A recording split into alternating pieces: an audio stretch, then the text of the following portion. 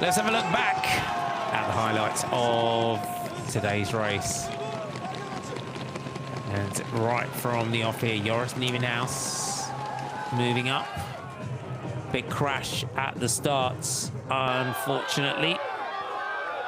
We saw early on Wout van Aert, good position there in fifth. Mathieu Vanderpool using the outside lines to move his way through.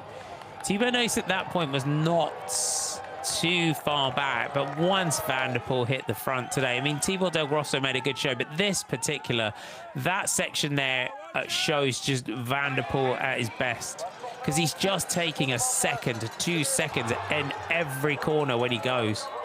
Yeah, it was just brute force through some of those sand sections that opened up the gap. That small mistake towards the end of the lap meant that Del Grosso could come back into it, but it wasn't a massive all-out big attack from Vanderpool that sent himself clear. It was just a metre here, a metre there, and Del Grosso couldn't quite hold the pace of his older teammate Nieuwenhuis in third position at this point. And this is where Wout van Aert made that move to come across to the chasers, just as Vanderpool was making himself clear, kind of a few seconds here, a few seconds there, opening up that gap to a more comfortable margin.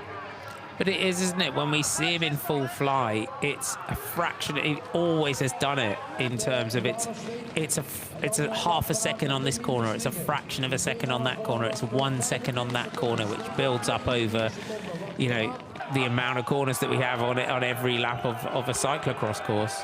It really does, and I think that bike change really took kind of the wind out of Wout van Aert's sails in terms of coming back. He was in a really good position and lost kind of 4 or 5 seconds and 3 or 4 positions, unfortunately, within that group. And this is the point where he got that front flat and really went to the back of that chasers. Cost him around about 20 seconds. Here was the mishap for Schweik, trying to backpedal his way through that sand section.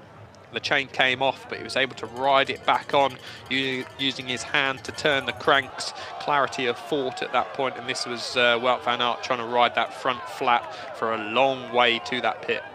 It did, and it shows you just how much time gets lost, but also there's the continual sort of comeback from that. Even for someone like Wout van Aert, you do only have so much fuel in the tank.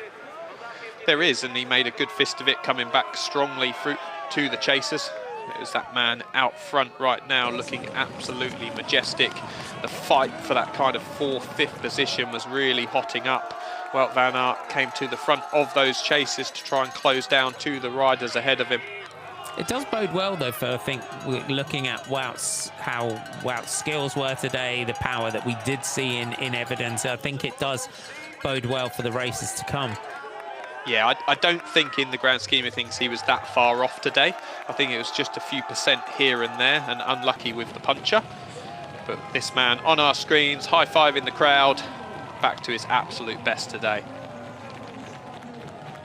Back racer. He's just a racer, isn't he? He just loves racing his bike. That's what I think we love, the fact that he comes back every winter, not only for what it does for him physically, but also, as a lot of cross riders do, you know, it's that being able to pin a number on and keep that fight and that fire going through the winter. He finished his summer quite early in the grand scheme of things. It would be an awful long time before he raced again. It's what we can call a masterclass of sand racing. It was a good race, but I don't think I was the best in the sand today. I made quite a few mistakes on the longer sections, but yeah, I felt already way better than last week. Way better? How do you mean? Yeah, the leg just felt stronger. Of course, yeah, this is also a completely different course, but yeah, I felt already during the week, I was feeling a bit fresher than I was before Namur, so yeah, I'm happy to win again today. See how that has changed things. So our top 10, Mathieu Vanderpool takes the win ahead of Laurent Sweik, with Emil Verstringer rounding out the podium. Pim Ronnehan, Niels van der Putten, Thibaut Del Grosso, Wout van Aert, Michael van Turenhout, Mace Hendrickson, Joran Visura, our top 10.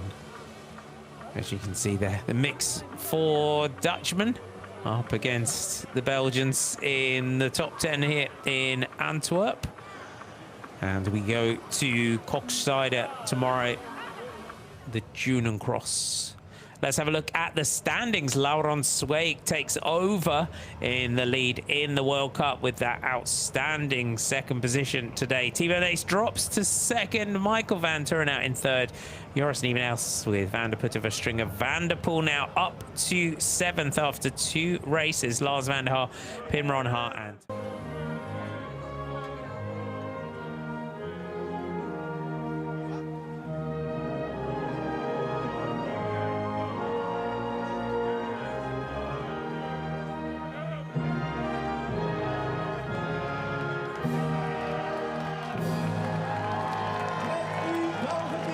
The national anthem of the Netherlands for Mathieu van der Poel on the top step of the podium. The UCI Cyclo-cross World Cup now moves to Kochscheide, and we will be live from 13:30 CET